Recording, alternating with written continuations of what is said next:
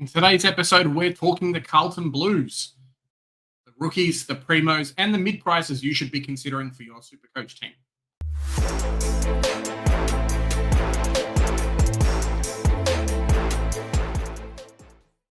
I don't know what Vossi's got down there, but the lips are tightly sealed. I can't find any trading reports. I've looked on Big Footy. Yes, there's been clips and whatnot, but today's episode is going to be a bit of a different one.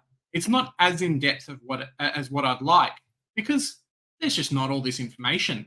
I think they didn't get found out last year, but they're definitely trying to keep things tight-lipped, trying to surprise people during the preseason. So we'll wait for the intra-club games, but there are a few players that you guys should be looking out for in your teams.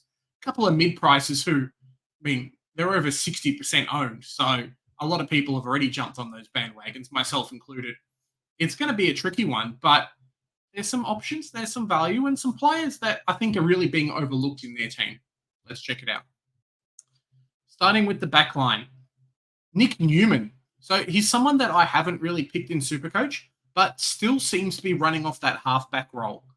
The only issue I have with him is the price just really represents what his scoring is. And in Supercoach, you rarely want to pick players that are fair value, if that makes sense. Missed a couple of games last year, but that's fine. But you look at him, he's 556 or 559K. He's averaged at 100. So he doesn't provide any value for you. He's just a certainty. Looks to still be in that good Carlton backline alongside Sard, who we'll talk about soon. But, just no one's really starting him. I think he's about 1% owned. The early buy really kills Carlton, and we'll talk about that over a few of the players. But it's a no for starting for me. But definitely a hey, he probably could be stuck in the top 10. And after the buy, maybe first upgrade, depending on how Carlton are going, could be an upgrade target for some of this. Adam Sard. Well, similar to Nick Newman, Adam Sard's just Mr. Reliable. You know what you get out of that player.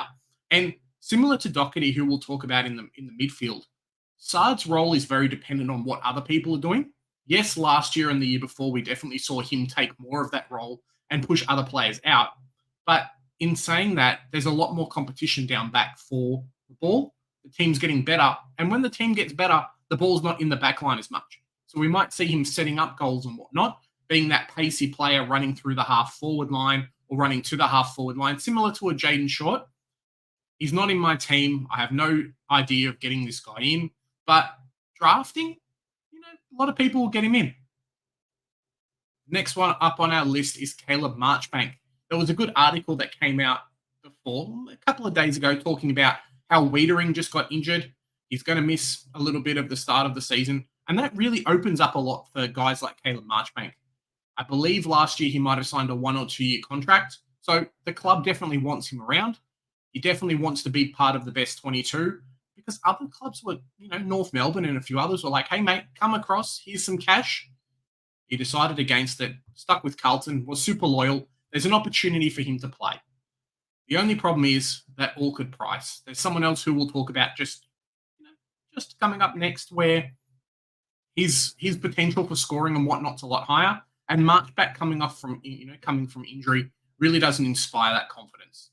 If this was a year where we were stucking the back line through of mid-prices, I think he'd be a bit more relevant, but definitely someone to watch over the preseason. If you have like 260K and you're tossing up between Williams and something happens in the preseason, you can go for Marchbank instead. And I think you're probably going to get 100, 150K out of him if the scoring's there, because he's only projected at 50.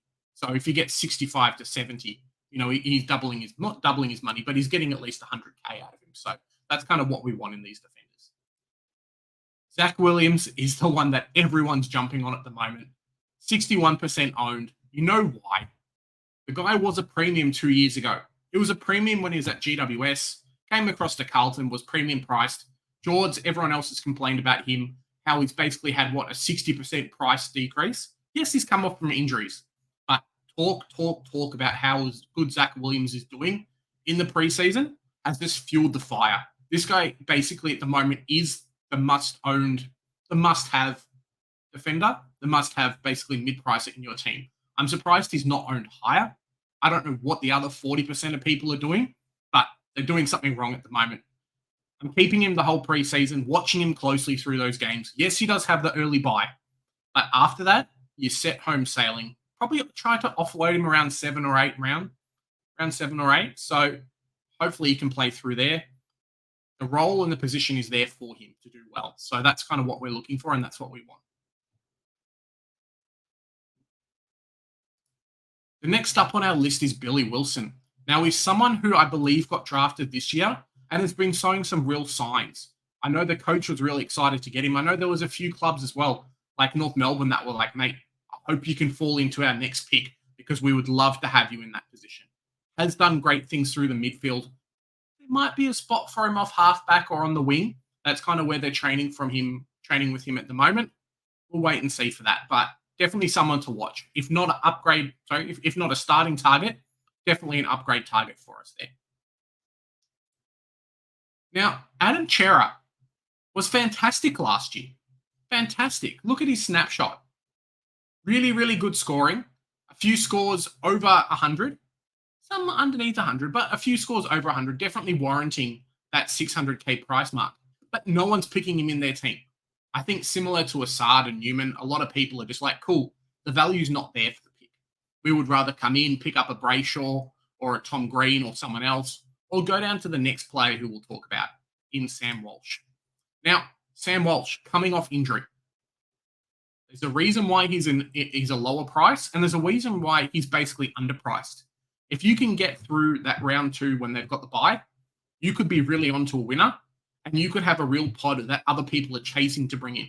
We know what his scoring's like. We know he can score really well. He had multiple games last year where he scored over 100. We just know that. And that's what we're looking for from him. We're looking for him to go back to that 115 plus average, and priced at 576. Like I say, if you can avoid that round 2, if you've got like a Sharp or someone else to come on field or things like that, you could be onto a real win with this pick. I haven't picked him up. He's not in my starting team. But if I can't afford someone who's 600K and I have decent cover on the bench, he could be one for me. The next up we're going to talk about is Doherty. Now, similar to Assad and Newman, there were a lot of competition in that backline last year. And we saw when players came back from injury and whatnot, Doherty almost got pushed to the middle in almost a defensive type role. It was really frustrating to own him at times because you just wouldn't know what he'd be doing. Yes, he'd be around the ball, but he might be guarding someone or guarding that back line so the ball didn't go forwards and would barely get touches and whatnot. And it kind of shows by his price. I put him in here as someone to watch because there is potential value there, but maybe not as much as a Sam Walsh or a Cripps or other players that we're going to talk about. But, you've got to put these guys in there as well. Doherty could go back to that backline role, could go back to halfback if some players get injured or moved around.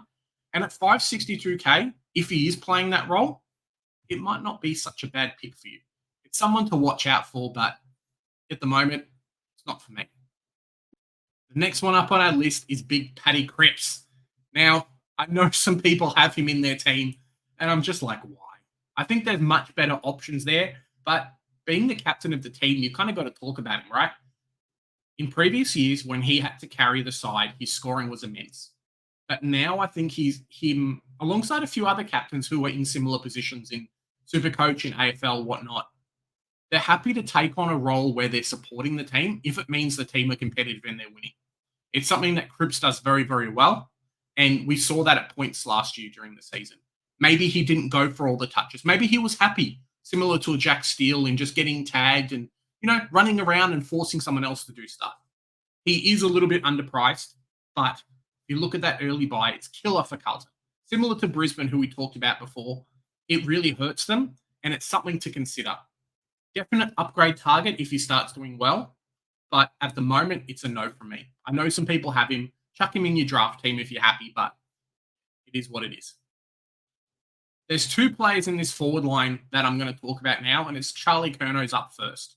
Maybe there's some others, and let me know down in the comments, have I missed out on anyone so far, and have I missed out on anyone in the forward line? I know some people are hot on Durden and Motlop and whatnot, or even Jack Martin, so let me know.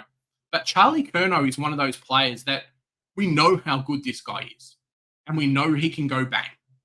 Maybe it's against the North Melbourne. Maybe it's against the West Coast or half a dozen other teams. This guy is going to kick 5 or 6 goals this season. And similar to a Tom Hawkins, He's going to have games that are very average, maybe 70s, 80s, but then he's going to have those games where he goes a 150. I think he's about 7% owned, and I think a lot of people, especially in our depleted forward lines at the moment, are looking at him as an option, at least to keep for the whole year. I haven't gone through their preseason analysis yet and working out, cool, is he super favorable against those teams? Maybe a video later on, closer towards the season, but he's definitely someone to watch out for. Carlton at the moment are trying to work out, and we'll talk about Fantasia as an option for this, but Carlton are trying to make sure that other people on the field are kicking more goals because they've only had one other player outside of Curnow and Harry Mackay that have kicked over 30 goals. It's something they're trying to work on. Maybe that means that Curnow isn't the number one focus or focused as much. It's a wait and see. Razio Fantasia. If Joe was here, he'd be able to do the BT voice, but I'm just not going to try this year. Came over from Port Adelaide, has always had those little bit of injury worries, but when he's up and firing at 175k, he could offer some real value. He's one of those players that might not do something one day, but then the next game kicks 3 or 4 goals very, very easily, especially in a really strong Carlton forward line where you just simply don't have enough defenders to cover Harry Mackay, Charlie Curnow, half a dozen other players, and then Fantasia. He could be the one that kind of sneaks around, does those kind of things. I've seen some people say this guy's going to get to 350k very, very quickly. And if he does well in the preseason games, if he's fit and ready to go, he's a real option. I know our forward lines are kind of stacked at the moment with Wilson and a few of these other type players, but Fantasia at sub 200k could be really worth it for a few people and a real pod for some others. Hey guys, let me know down in the comments below. Big J, hey, you're talking shit. What's happening? Why didn't you talk about my favorite player? What do you mean this guy's in the defense? All I can go with is what I've heard, what I've said, and what kind of my gut feel is with a lot of these players. I've let you know, hey, these are the guys I'm bringing in. These guys I'm not. These are the ones who I'm tracking over the preseason. Hopefully it's good information for you guys.